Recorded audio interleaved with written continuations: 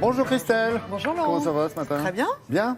Alors, on a tout entendu sur les régimes, sur ce qu'il fallait manger, de bien, de pas bien, etc. Et là, vous m'en apprenez une belle. Il faut à nouveau réhabiliter la graisse. Oui, Ouais. mais c'est un peu Et bannir le consensuel. sucre. C'est un peu qu'on a du mal à l'entendre. Le public a du mal à l'entendre. Mais c'est vrai que maintenant, c'est consensuel. Hein.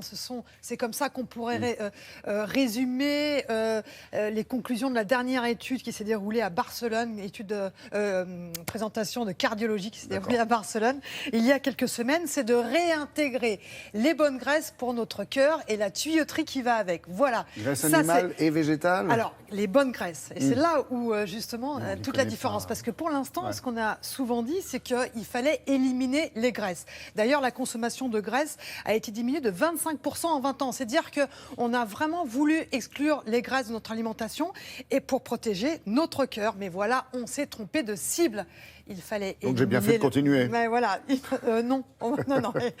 Il fallait éliminer ou en tout cas diminuer de façon drastique le sucre, mais pas les graisses. En tout cas, pas toutes les bonnes graisses. Alors justement, on va vous expliquer quelles sont les bonnes graisses et quelles sont les mauvaises graisses en retour. Mais pour l'instant, voici une petite mise au point salutaire.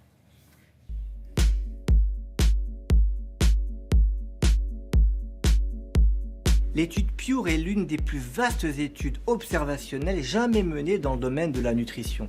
Ce sont 135 000 individus qui ont été suivis pendant à peu près 7 ans dans 18 pays. Les résultats ont attiré l'attention des chercheurs du monde entier parce que certains des résultats étaient très marqués et très surprenants. Premier résultat, c'est que la consommation excessive de glucides, donc de sucre, est associée à une augmentation de la mortalité. Ça, c'est pas ce qui est le plus étonnant. Deuxième résultat, c'est que la consommation de matières grasses est associée à une protection, c'est-à-dire que les personnes qui mangent plus de matières grasses vivent plus longtemps que ceux qui en consomment moins, et c'est aussi vrai pour les graisses saturées, donc les graisses animales. Donc à première vue, ces résultats nous pousseraient à manger plus de viande grasse, plus de crème fraîche pour se maintenir en bonne santé. Comme toujours en science, il est important d'intégrer les données de cette étude dans l'ensemble de la connaissance du domaine de la nutrition. Et on peut aujourd'hui, si on fait cette synthèse, donner quelques recommandations simples et pratiques. La première recommandation, qui est maintenant assez consensuelle, c'est qu'il faut limiter les excès d'apport en glucides, c'est-à-dire en sucre. Mais derrière ce terme sucre, ça ne recouvre pas seulement ce qui est sucré comme les boissons sucrées, les bonbons, les biscuits ou le chocolat.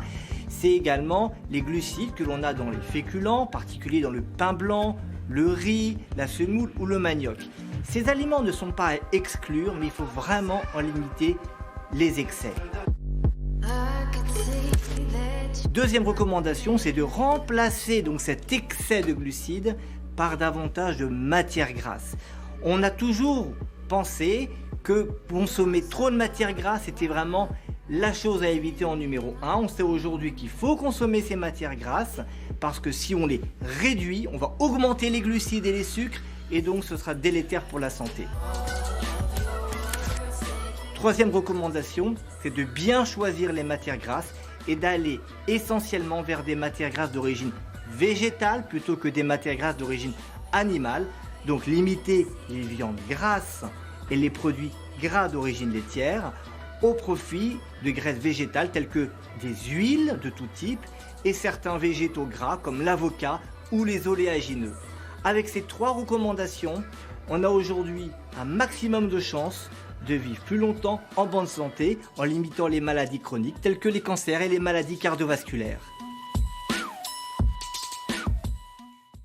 Alors Christelle, facile d'être un bon élève à condition de savoir quelles sont les bonnes et les Voilà, mauvaises c'est ça, graisses. un petit résumé pour le matin. Alors voilà, la famille des bonnes graisses, les sardines, le maquereau, c'est-à-dire tous les poissons gras, ça c'est vraiment une mine d'or pour notre santé cardiovasculaire. Donc sardines, maquereau, hareng. Après il y a les huiles comme l'huile d'olive, l'huile de colza, pépins de raisin. On les marie, on les change. Un jour c'est les pépins de raisin, un jour c'est la colza. Les noix, les amandes, tout ce qui est oléagineux. L'avocat, alors ça l'avocat, Boris Ancel en parle non-stop, c'est Oui. vraiment un aliment de santé.